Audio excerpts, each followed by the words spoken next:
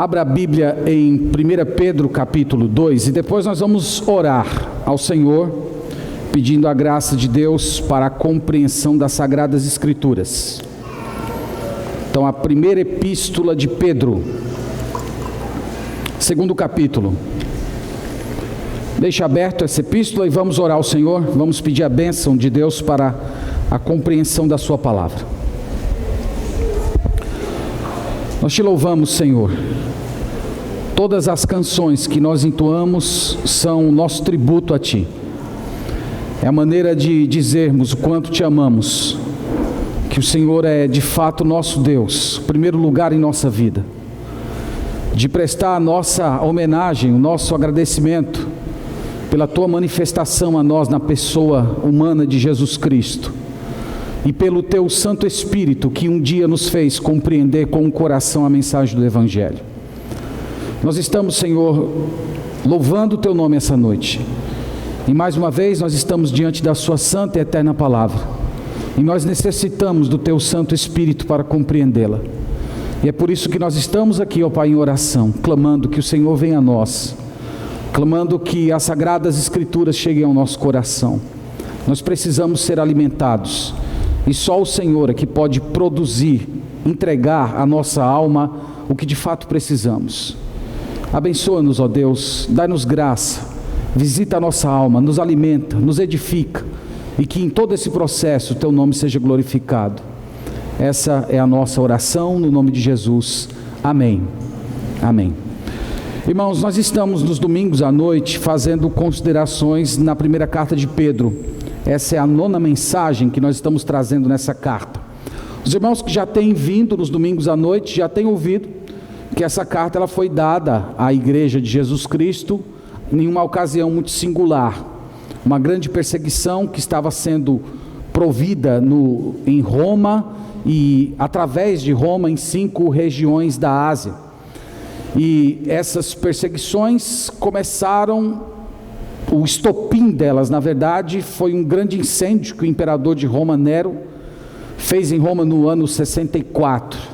E ele colocou os nossos irmãos cristãos como sendo culpados, os bodes expiatórios desse grande incêndio. A partir de então começou uma grande perseguição. Os nossos irmãos eram vistos com desconfiança por aquela sociedade. Portanto, quando Nero colocou os cristãos como sendo responsáveis por esse grande incêndio, e junto com as muitas desconfianças e mentiras que circulavam a respeito dos nossos irmãos, essas duas coisas casaram perfeitamente, então as perseguições começaram. Pedro escreveu essa carta para trazer uma palavra de conforto para os nossos irmãos que sofriam perseguição. Não era fácil a situação deles. Em tempos de perseguição é muito fácil alguém abrir mão da fé cristã. É muito fácil alguém renunciar à fé cristã por medo de morrer. E isso estava acontecendo. Pedro escreveu para que esses irmãos se mantivessem firmes, mas ele também trouxe uma palavra de conforto para aqueles que estavam padecendo grande perseguição e que estavam se mantendo fiéis ao Senhor. Nós vimos que no primeiro capítulo Pedro definiu a grande salvação que nós temos em Cristo Jesus. Ele fala da obra do Pai, da obra do Filho, da obra do Espírito Santo em nos conceder. E desde o verso 13, ele vem descrevendo as implicações da salvação. Do verso 13 ao verso 21, ele falou sobre a vida de santidade. Do 22 ao 25, ele fala sobre amor pelos irmãos. No capítulo 2, ele vem falando de desejo pelas Escrituras e ele vem definindo a identidade dos crentes, que foi o objeto da nossa última meditação. E hoje nós vamos prosseguir na nossa leitura a partir do verso 11. Nós vamos ler verso 11 e verso 12. E o tema que optei para essa mensagem é vivendo como expatriados. E vocês vão perceber o porquê nós escolhemos esse tema. Então no capítulo 2, verso 11 e verso 12, vamos ler o que a palavra de Deus nos ensina aqui. Diz o seguinte: Amados, exorto-vos como peregrinos e forasteiros que sois, a vos absterdes das paixões carnais que fazem guerra contra a alma, mantendo exemplar o vosso procedimento no meio dos gentios, para que naquilo que falam contra vós outros, como de malfeitores, observando-vos em vossas boas obras, glorifiquem a Deus no dia da visitação. Amém. Amém. Graças a Deus por sua palavra. Nós poderíamos dizer, irmãos, que na primeira parte do verso 11, Pedro, ele define a identidade dos cristãos. Quem veio domingo passado, nos ouviu falar a respeito disso. Que Pedro vem gastando tempo, explicando a identidade, quem são os cristãos, como é que Deus os vê. E isso era muito, muito importante para o momento que eles viviam. Só que note que no verso 11, Pedro começa com essa expressão muito carinhosa. Ele os chama de amados. Amados, é uma expressão, irmãos, de intimidade.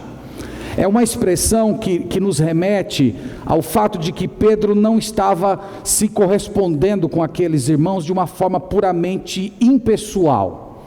Não era um manual de instrução, não era uma coisa simplesmente técnica. Pedro está escrevendo como uma pessoa que tem afeto por eles. Pedro está escrevendo como alguém que sofria com eles. E eu quero dizer para vocês que isso é absolutamente importante. Para você que tem esse ministério de ajudar pessoas, para você que recebeu de Deus essa incumbência de às vezes ter que levar uma palavra para alguém, lembre-se que muito ou tão importante quanto você ter as palavras corretas, você precisa ter afeto nas suas palavras. As palavras que são untadas com afeto, elas chegam sempre mais profundo no coração de quem ouve. Em algumas leituras essa semana, eu li a respeito de uma igreja que estava sem pastor, e um diácono estava à frente, e ele ficava chamando vários pregadores para pregar naquela igreja. Eles estavam em processo de escolher um pastor, e eles convidaram um certo pastor que pregou uma mensagem sobre o inferno. E aquele irmão que se importava muito com aquela comunidade, aquele diácono, quando terminou, ele estava muito nervoso, muito revoltado, e ele quase que expulsou aquele pastor da igreja, dizendo: olha, o senhor nunca mais volte aqui, o senhor nunca mais diga essas coisas que disse hoje à noite. Na outra semana eles convidaram um outro pastor, e pasmem, o segundo pastor pregou sobre o inferno. E quando terminou a pregação, esse mesmo diácono abraçou aquele pastor e chorava profundamente, agradecendo, dizendo que tinha sido edificado por aquela mensagem. E alguém vendo isso, achou que era incoerência do diácono e foi dar uma pressão nele, né? Dizendo: mas como é que pode? Os dois pregaram o mesmo tema? E ele respondeu o seguinte: esse segundo aqui, ele pregou como quem se importa. Ele pregou como quem ama. E eu quero dizer para vocês aqui que Pedro está falando como quem se importa. Ele está falando como quem ama. E por isso ele chama de amados. A segunda expressão que ele usa, exorto-vos. Novamente, irmãos, essa palavra, ela poderia ser traduzida como rogar. Aquele pedido emocionado, aquele pedido que você faz do fundo do coração. Então, por aqui a gente percebe um pouco do coração de Pedro. Como era o coração desse apóstolo quando ele estava se correspondendo com esses irmãos em profunda perseguição? Era o coração de alguém que estava sofrendo no sofrimento deles. E antes de Pedro trazer as suas duas exortações, que nós vamos ver daqui a pouco, Pedro define a identidade desses cristãos, chamando eles de quê? De peregrinos e forasteiros. E foi daqui que eu tirei o tema da nossa mensagem: vivendo como expatriados. Pedro chama: vocês são peregrinos e forasteiros. Lembra que esse tema da identidade, de quem os cristãos são, ele já vinha falando desde o verso 9, que nós vimos semana passada, quando ele disse: vós sois raça eleita, sacerdócio real, nação santa, povo de propriedade exclusiva de Deus. É como se Pedro estivesse dizendo: diante de tudo que eu falei para vocês, da identidade de vocês como filhos de Deus, eu posso chamar vocês de peregrinos e forasteiros, porque vocês são parte de um reino espiritual, vocês são parte de um outro povo. Ele está dizendo, irmãos, que a cidadania daqueles irmãos, e por que não dizer a nossa cidadania nesse mundo, é de residente temporário. Então as pessoas que já moraram em outro país sabem o que eu estou dizendo. Você recebe um visto lá de residente, você pode até se beneficiar de algumas coisas daquele país, mas é uma residência temporária, tem data para terminar, e aquela não é a sua casa, aquele não é o seu povo. Pedro está exortando esses cristãos nessa base. É como se Pedro, irmãos, quisesse que esses irmãos se sentissem assim. Então, para eles que estavam vivendo um ambiente de perseguição, de morte, de assédio das autoridades, era muito importante eles terem essa percepção. Aqui não é a nossa casa, aqui não é o nosso povo, aqui não é a nossa nação. Nós somos peregrinos e forasteiros, nós estamos apenas passando um tempo aqui. Nós não somos súditos do rei, do imperador de Roma. Nós temos um outro rei, nós temos um outro Deus. Esse mundo não é a nossa pátria. Então, Pedro, com o coração cheio de compaixão, cheio de amor por aqueles irmãos, depois de lembrá-los mais uma vez da identidade deles como peregrinos e forasteiros, Pedro faz 2 pedidos a eles, 2 rogos, 2 exortações, que eu quero olhar com vocês nesse momento. Então vamos ver a primeira, no verso 11, ele diz: amados, exorto-vos como peregrinos e forasteiros que sois. E aí vem a exortação: a vos absterdes das paixões carnais que fazem guerra contra a alma. Então a primeira exortação é essa: se abstenham das paixões carnais. Irmãos, vocês sabem muito bem que carne no Novo Testamento quase sempre é um termo pejorativo. É um termo que representa a nossa natureza pecaminosa. É um termo que descreve aquilo que o pecado fez conosco.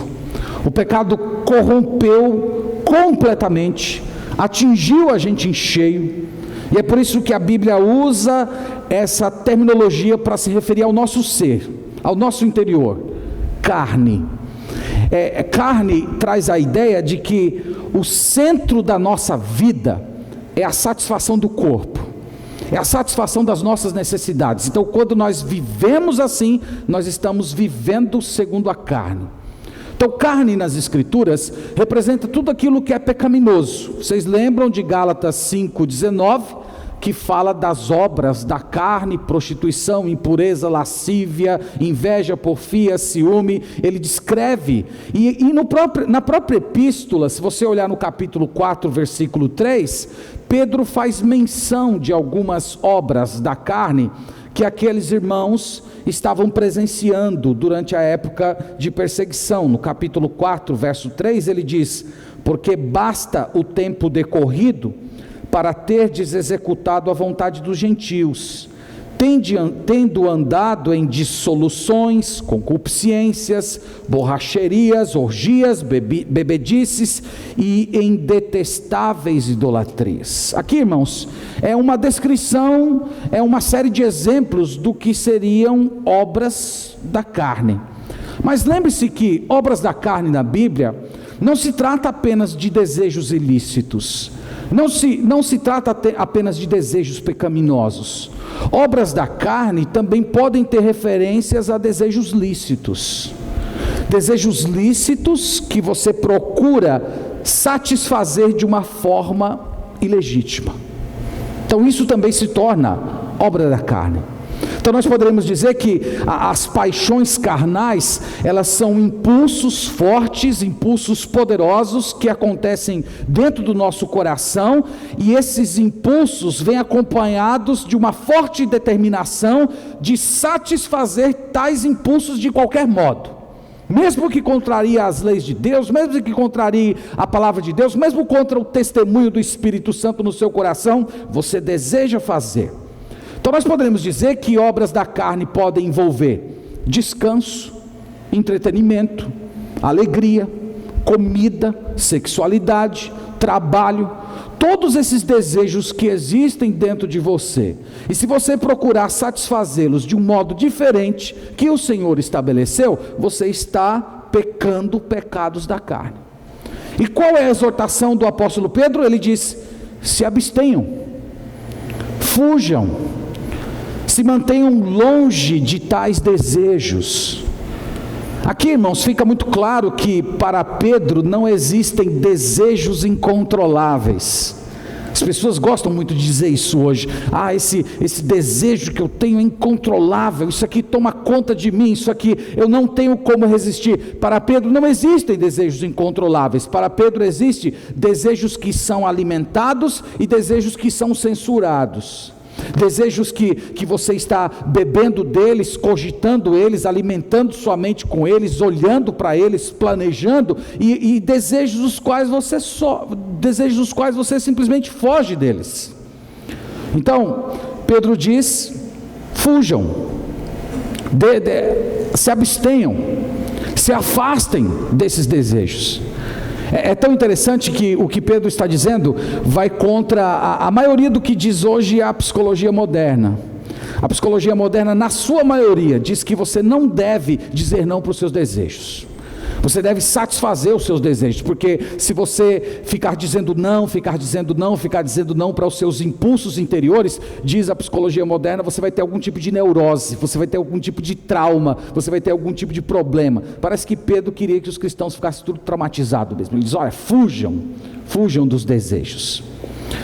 E o que essas paixões fazem ou operam em nós? Pedro diz o seguinte: vos absterdes das paixões carnais que fazem guerra contra a alma. Então o que essas paixões fazem? Elas guerreiam, elas militam contra a nossa alma. Lembra que a palavra alma aqui se refere ao nosso ser espiritual. E essa palavra milita é uma palavra do contexto militar mesmo. É como Pedro estivesse dizendo assim: olha, essas paixões, elas estão engajadas, determinadas numa batalha contra a sua alma, para tomar a sua alma. E essas paixões, elas pertencem a esse mundo, e elas guerreiam contra a sua alma, que pertence ao mundo espiritual, ao mundo celeste. Então você percebe a natureza desse conflito? Pedro está falando, irmãos, que periodicamente grandes batalhas se desenrolam dentro de você, batalhas que ocorrem dentro do seu coração, no campo dos seus pensamentos. É como se fosse um conflito entre duas cidadanias.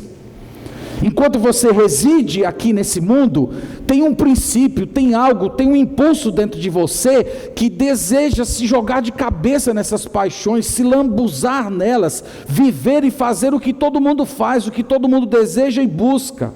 Do outro lado, há o ente espiritual, o ser renovado, há aquele regenerado dentro de você, a sua própria alma, que deseja Deus, que deseja as coisas do céu, e sabe que se você se jogar de cabeça dentro dessas paixões, essas coisas vão destruir você. E Pedro diz: isso acontece na sua alma, isso acontece todos os dias. Então, meus irmãos, a exortação de Pedro aqui, portanto, é: no curto tempo em que nós estamos aqui nesse mundo, nós precisamos viver para o Senhor, renunciando cada uma dessas paixões. Então esse é o primeiro pedido de Pedro, esse é o primeiro pedido que ele faz. E lembra que esse pedido está fundamentado no fato de que somos peregrinos e forasteiros. Se somos peregrinos e forasteiros, se temos um outro lar, se temos um outro povo, se temos um outro Senhor, nós não podemos viver como todo mundo vive. Agora vamos, irmãos, à segunda exortação. Eu coloquei separado as duas, mas foi apenas por uma razão didática, porque no texto de fato é como se fosse um único argumento, mas eu dividi apenas por uma questão pedagógica mesmo. O segundo pedido dele, verso 12, ele diz o seguinte: mantendo exemplar o vosso procedimento no meio dos gentios, para que naquilo que falam contra vós outros como de malfeitores, observando em vossas boas obras, glorifiquem a Deus no dia da visitação. Como eu falei para vocês, eu coloquei como se fosse um segundo rogo, um segundo pedido, mas ele está ligado com o primeiro, de se abster das paixões, e conectado também ao fato de que somos peregrinos e forasteiros. Então, o segundo pedido de Pedro, resumido em uma frase, seria: comportem-se de modo exemplar. O que Pedro está dizendo, irmãos, nesse curto versículo, é que as pessoas do mundo sempre vão julgar a qualidade da nossa cidadania celeste a partir do nosso comportamento. Então as pessoas olham para o nosso comportamento, elas avaliam a qualidade da nossa vida com Deus, da nossa vida celeste. Alguns anos ainda, quando era seminarista, uma vez um americano chegou para mim e disse assim: olha, quando a gente está lá em Miami, lá perto da Disney, que você está caminhando assim, de repente você encontra um bando de gente que fala alto, quase gritando, e joga lixo no chão. Quando você vê gente assim, que povo é esse? São os brasileiros. E aí eu por dentro, me queimando, esses americanos preconceituosos. Tanto ele generalizou, como eu generalizei também, viu, pastor Ricardo? Também generalizei. Mas, de uma forma ou de outra, irmãos, o que nós fazemos acaba representando o povo a que pertencemos. E é o que Pedro está dizendo aqui. Pedro diz: tenha um comportamento exemplar no meio dos gentios. Vocês estão no meio de um povo que não pertence, um povo que não é o povo de vocês. Vocês precisam ter um comportamento exemplar. Irmãos, lembrem que eles viviam em um ambiente muito pagão. Há diversas religiões. Aquele povo era um povo tremendamente idólatra. Se você visitasse Roma, na época em que Pedro escreveu isso aqui, você veria que todas as atividades daquele povo, as atividades mais simples, eram contaminadas pelo paganismo. Os tentáculos das religiões de mistério chegavam em todos os lugares. Eles eram idólatras, eles eram imorais, tremendamente imorais e sensualizados. Filosofia pagã, tinha a própria cultura, o jeito romano de ser, que era se impor pela força, pela dominação. Então nós poderíamos dizer que todas as manifestações deles, culturais, religiosas, econômicas, sociais, todas elas eram contra Deus, todas elas eram anticristãs. Além disso, era um povo que suspeitava da fé cristã. Eles achavam estranho, eles achavam os cristãos um povo esquisito. Eles não compreendiam como é que poderia se juntar um grupo de pessoas, que na sua maioria eram de escravos, que adoravam um judeu que havia sido crucificado na Palestina e que supostamente teria ressuscitado, segundo eles. Ainda havia aquelas suspeitas de que os cristãos eram canibais, porque eles participavam de rituais em que eles comiam carne e bebiam sangue de um suposto Cristo.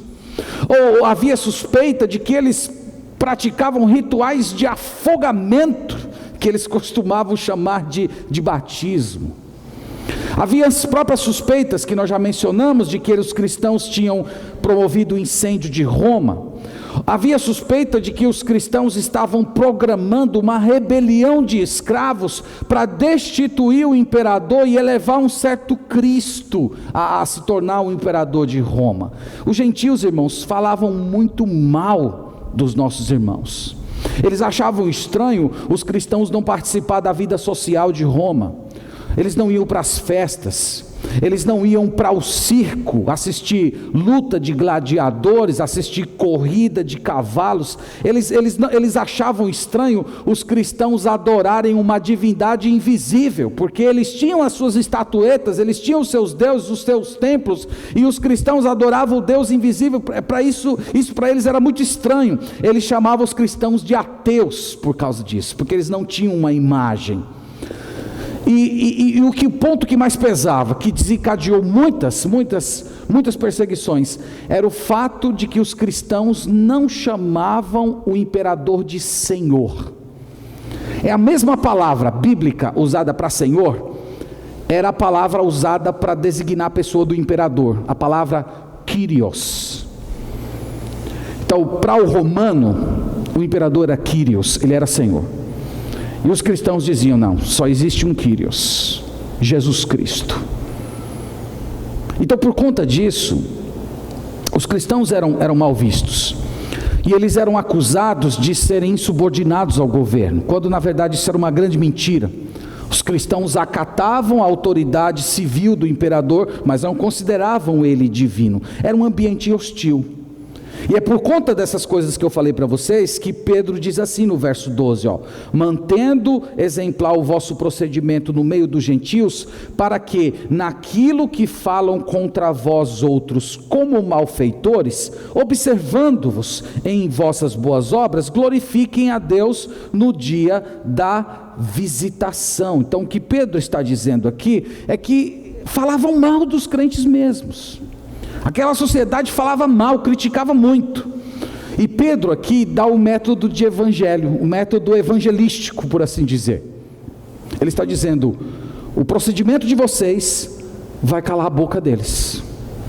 A forma como vocês se comportam vai fazer com que as críticas pareçam ser ridículas.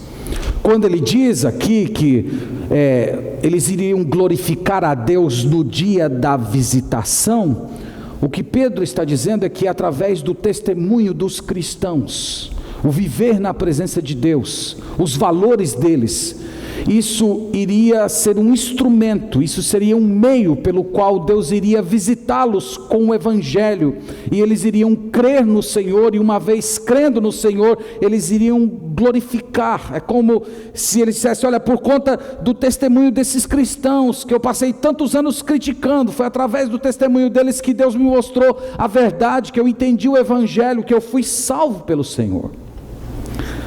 Tem uma carta bem antiga, depois você pode procurar na internet, que tem lá, é uma carta de Plínio a Trajano. Trajano era um imperador de Roma, e Plínio era um governador de uma certa região, e Plínio estava muito preocupado com os cristãos, e ele escreveu uma carta para o imperador, para tirar algumas dúvidas, e Plínio fez uma grande investigação. Ele colocou agentes infiltrados no meio dos cristãos. Esses caras se batizaram, viveram no meio dos cristãos, depois voltaram para dar um relatório ao Plínio. E o Plínio escreveu uma carta para o Trajano dizendo o seguinte: olha, eu pesquisei a fundo, eu coloquei espiões lá, e eu descobri que eles se reúnem no domingo pela manhã, eles cantam hinos a um certo Jesus, que segundo eles morreu e depois ressuscitou. Depois eles partem o pão, eles tomam vinho com água, porque os crentes não estavam querendo repetir os bacanais que aconteciam lá. E ele diz: eles cuidam dos doentes, os doentes que as famílias normalmente desprezam, eles cuidam. As crianças que são abandonadas, eles criam como sendo seus próprios filhos. Eu não tenho nada contra eles. E ele está questionando o imperador: por que continuar perseguindo esses cristãos? Irmãos, essa era a esperança de Pedro. A esperança de Pedro é que o bom comportamento dos cristãos iria desfazer as críticas. E essa, podemos dizer, é a vontade de Deus para os nossos dias de hoje. Como seria impactante, irmãos, se todos os cristãos fizessem isso? Como seria diferente se os cristãos deixassem de falar tantas tolices e de escrever tanta besteira na internet, em vez de ficar tendo participações esdrúxulas em canais de televisão, ou tentando se justificar, simplesmente vivesse o evangelho? Seria um grande impacto. Então aqui Pedro está recordando esses irmãos desses dois grandes fatos. E eu quero, irmãos, já caminhando para a nossa conclusão, trazer duas lições finais que nós aprendemos dessa passagem, e depois nós vamos orar ao Senhor. A primeira lição é essa, que precisamos todos os dias da nossa vida recordar nossa identidade. Quem nós somos? Pedro diz: somos peregrinos e forasteiros. Pedro achou importante falar isso para cristãos que eram perseguidos. E isso, irmãos, continua sendo importante para a gente hoje também. Nós pertencemos a Deus, nós somos o povo de Deus. A nossa cidadania brasileira é apenas de residentes temporários. Nós estamos aqui apenas passando o tempo. E nós necessitamos, irmãos, não apenas saber esse tipo de coisa. Nós temos que, de fato, cultivar a mentalidade de exilados. Eu tenho certeza que, se eu perguntasse para você, se você já sabia se você era um forasteiro, claro que você sabe. Mas Pedro deseja, o Espírito Santo de Deus, através desse texto, deseja que nós cultivemos essa mentalidade. Porque essa mentalidade desperta a gente. Essa mentalidade acorda o nosso coração. Uma vez que nós tomamos para nós mesmos que nós somos peregrinos e forasteiros, isso vai despertar em nós aquele sentimento de que o jeito que o mundo pensa, os valores que as pessoas sustentam, de fato não são os melhores para a gente. O que a televisão ensina não é útil para a nossa alma. Aquilo que os anunciantes estão tentando vender não é o que nós precisamos. O que a indústria está colocando ao nosso alcance não é disso que a nossa alma se alimenta. Nós buscamos a sabedoria de Deus. Nós estamos buscando o consenso celestial, nós estamos buscando a opinião do nosso rei. Nós somos dirigidos por Deus e somos dirigidos pela palavra de Deus. E essa mentalidade é fundamental para a gente. Quando nós conseguimos orientar o nosso pensamento para o fato de que somos peregrinos e forasteiros nesse mundo, nós sempre, irmãos, que estivermos diante de escolhas importantes da nossa vida, nós não vamos pensar em primeira mão o que é melhor para mim, o que faz bem para mim, o que eu me sinto bem, mas o que honra a Deus, o que de fato glorifica o nome do Senhor. Então você imagina se você conseguir tomar todas as decisões da sua vida a partir desses valores. Decisões simples como o que comer, o carro que você vai ter, sua roupa de banho, controle de natalidade, a sua velocidade em dirigir, as horas que você dorme, a maneira que você administra as suas finanças, a educação dos seus filhos, sua relação com os povos que não foram alcançados pelo Evangelho, com as pessoas que estão passando fome, com as pessoas que vivem como refugiados, sua relação com os esportes, sua relação com a morte, tudo isso modelado a partir desse pensamento: eu sou peregrino e forasteiro. E diante de cada uma dessas questões, você sempre perguntando: o que honra mais a Deus? O que glorifica mais o Senhor? O que maximiza a minha experiência com Ele? Os autênticos peregrinos e forasteiros, irmãos, sempre vão viver desse jeito. E essa noite eu oro a Deus, eu peço a Deus que o Espírito Santo do Senhor faça com que isso seja real no seu coração, e você saia daqui determinado a viver de fato como um expatriado. A segunda lição é essa: lute no campo dos desejos para ter vitória na arena das atitudes. Irmãos, a saúde da nossa alma começa no campo dos desejos. Só depois é que ela se estende para o campo do comportamento. É por isso que Pedro começou dizendo: se abstenham dos desejos que fazem guerra contra a sua alma. E depois ele diz: mantenham o procedimento correto. Pedro percebeu muito bem que os desejos, eles precedem as nossas atitudes. Não adianta ter atitudes corretas com desejos errados no coração. Jesus fez muitas críticas aos fariseus por causa disso. Em Mateus capítulo 23, Jesus diz assim: vocês limpam o exterior do copo de vocês é lindo, é limpo, mas por dentro é sujo. Jesus já tinha falado sobre isso. O que eu estou tentando dizer, irmãos, para vocês é que Deus só é glorificado na nossa vida quando as nossas ações corretas brotam de desejos corretos. Então imagina um casado que não se entende mais, e eles resolvem passar uma semana sem brigar. Passar uma semana sem brigar é muito bom, mas imagina que por dentro tem aquela guerra fria, aquela raiva contida, aquele coração magoado. aquela briga interior. Você está fazendo a atitude exterior correta, mas você está fazendo com o coração errado.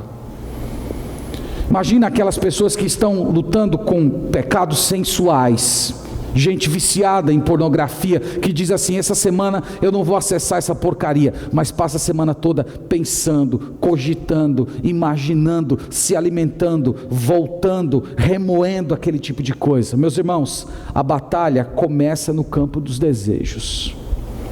E como é que você batalha essa guerra? Pedro diz: você batalha se abstendo, você batalha evitando, você batalha não alimentando, você batalha renunciando, você batalha se autocensurando. E ao mesmo tempo em que você vai se autocensurando, você vai cultivando outros desejos. Então, tomando a linguagem de Paulo em Efésios capítulo 4, você se tira a roupa suja vestindo a roupa nova. Você tira o conteúdo sujo que está dentro do copo derramando água limpa. Então é uma dinâmica que envolve a censura pelo desejo errado, mas ao mesmo tempo o cultivar de desejos santos, através da oração, da leitura das escrituras, do jejum, de estudos bíblicos, da convivência com pessoas santas, da conversação santa, tudo isso se habituando a pensar biblicamente. A batalha começa aqui, irmãos. Deus, ele não está interessado apenas no que você faz. Deus, ele se ocupa do que está dentro do seu coração, do que você pensa. Olhe comigo a passagem tão conhecida de Filipenses capítulo 4, versículo 8.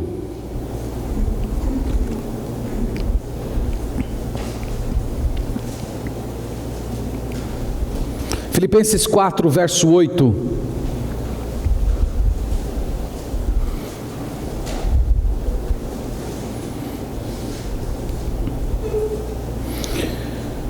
As palavras do apóstolo Paulo à igreja de Filipos, capítulo 4, verso 8, dizem: finalmente, irmãos, tudo que é verdadeiro, tudo que é respeitável, tudo que é justo, tudo que é puro, tudo que é amável, tudo que é de boa fama, se alguma virtude há e se algum louvor existe, seja isso o que ocupe o vosso pensamento.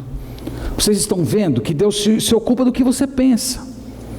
Deus, ele se interessa com as informações que você anda abrigando na sua mente, o que você anda cogitando, o que passa pelos seus pensamentos no momento que você para, o que você anda cogitando dentro da sua vida.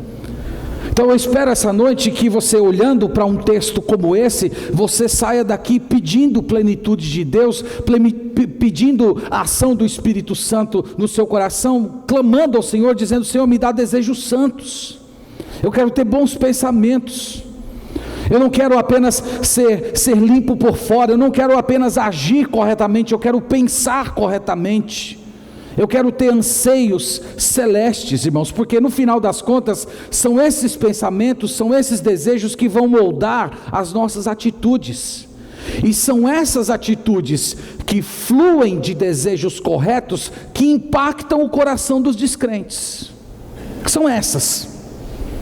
Não é simplesmente a ética, a moral comum, mas é a ética que vem de um coração transformado. É o comportamento que vem de alguém que Cristo está sendo impresso no seu rosto, de alguém que está cheio do Espírito Santo. Então as atitudes que fluem dessas pessoas impactam o coração dos incrédulos e Deus os visita com salvação e vida eterna. Então Pedro está dizendo, irmãos, que no final das contas as pessoas vão de uma maneira ou outra observar os impulsos que estão por trás das nossas atitudes. Então, se eu sou uma pessoa que sempre demonstro raiva, que quando eu estou no trânsito eu fico quase como um demônio descontrolado, sou sempre ansioso, vivo de rancor, Todas essas coisas, irmãos, obscurecem a glória de Deus. Do outro lado, quando as pessoas veem na gente gentileza, generosidade, coragem, justiça, amor, humildade, isso vai deixá-los confusos. De onde vem isso? De onde vêm essas virtudes? No mundo em que está todo mundo correndo atrás do que é seu, no mundo em que todo mundo está buscando, em primeiro lugar, suas próprias necessidades, de onde vem esse altruísmo? E é assim que nós vamos calar as calúnias do mundo. É assim que você vai calar a boca, no bom sentido, das pessoas da sua própria família, que ficam falando da sua fé, que ficam falando da sua devoção ao Senhor. Como é que você se porta diante dessas pessoas? Você não precisa estar estabelecendo grandes defesas. Viva o Evangelho. É isso, irmãos. É isso que Deus usa para chocar o coração dos convertidos. Então lembre-se disso. Tudo começa com seus desejos. Tudo começa nessa arena que ninguém enxerga. Só Deus e você conhece. Lute, vença na área dos desejos, porque das atitudes que surgirão desses desejos, o coração dos incrédulos vai ser quebrantado e a salvação vai acontecer.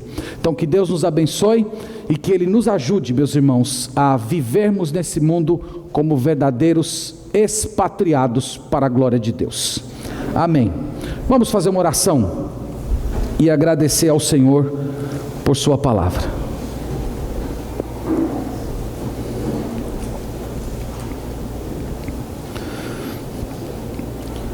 Nós te louvamos, ó Deus, pela Sagrada Escritura. Nós te louvamos por essa identidade espiritual que Tu nos deste no ato da salvação. Nós ficamos felizes, Senhor, em ser contados nesse exército de peregrinos e exilados, de pessoas que pertencem ao porvir, que pertencem ao mundo espiritual. Nós te agradecemos, Senhor, por sermos parte dessa comunidade de fiéis e santos aos Teus olhos. E nós clamamos, Senhor, para que no pouco tempo que temos aqui nesse mundo, nós sejamos pessoas que lutam, que batalham contra todas as paixões que desejam capturar a nossa alma, tomar o nosso coração para viver longe de Ti. Nós clamamos, Senhor, para que Tu nos dê do Teu Santo Espírito, que o Senhor nos dê poder para resistir, para fugir, para dar as costas, para renunciar, para autocensurar esses desejos. Pedimos também, ó Deus, que a partir disso o Senhor produza em nosso coração santas aspirações, desejo pelo Teu reino, desejo de orar, desejo de Te conhecer nas Escrituras, anseio pela conversação santa, por viver no meio do Teu povo. Ajuda-nos, Senhor, dá-nos graça. Nós queremos viver de fato como peregrinos nesse mundo, e nós pedimos, ó Deus, que o Senhor molde o nosso coração de tal maneira, para que todas as nossas ações glorifiquem o Teu nome. Nós não queremos, ó Pai, apenas fazer as coisas certas, nós queremos fazer as coisas certas para o Teu louvor. Nós queremos fazer as coisas certas como um tributo ao Senhor. Então transforma a gente, Senhor. Nós sabemos que essa é a única vida que vale a pena ser vivida nesse mundo. Dá-nos essas aspirações superiores. Tira os nossos olhos, os nossos afetos dessas coisas do mundo que tanto nos fascinam.